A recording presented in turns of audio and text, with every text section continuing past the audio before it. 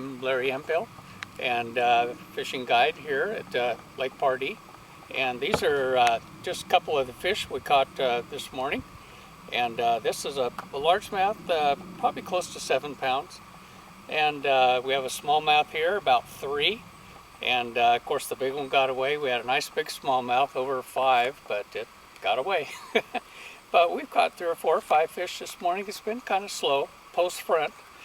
But these are really nice bass, typical of what you can catch. Pardee has big largemouth and of course big smallmouth, and you can see how healthy and how thick they are. And I'm going to just go ahead and put them back in here real quick. And we're fishing on the 29th of June, and it's really a post-front, post-spawn situation, and so as the day is worn on, it's slowed down, which is kind of normal, even though it's cloudy.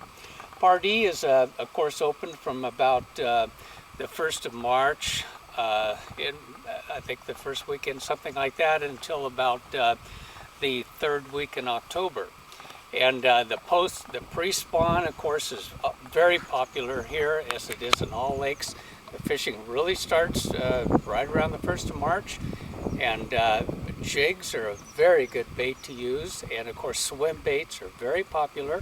They work for smallmouth and for largemouth, and usually a trout pattern, even you can find one something like a kokanee pattern. And of course I love the jigs. Senkos will work well, and any of the typical pre-spawn type baits.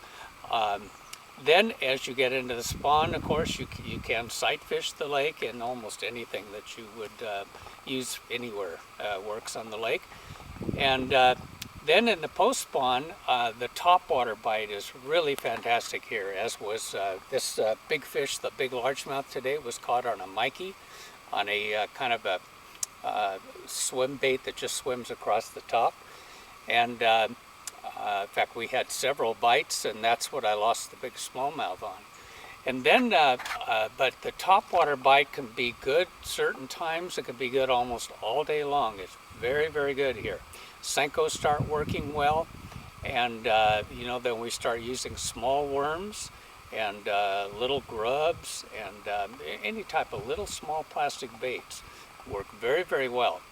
And then in the fall, as the lake begins to drop, then the fish suspend a lot. And topwater is still good early and late. Use a lot of jigs, a lot of Carolina rigging, dragging behind the boat.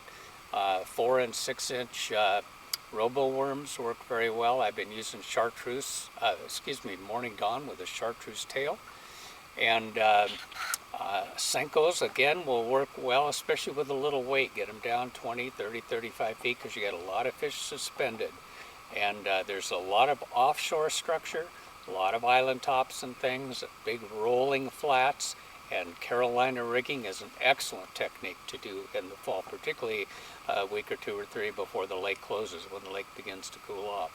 But you can see the lake is extremely high now. It's as full as I've ever seen it. And you do need to check and see the water. When they start dropping the lake pretty fast, of course, the fish will move offshore, and they do become a little harder to catch. A couple of weeks before the lake closes, the bite can really be awesome again for big smallmouth, just like we catch in the spring, and for largemouth too, for that matter. And the whole lake has fish on it.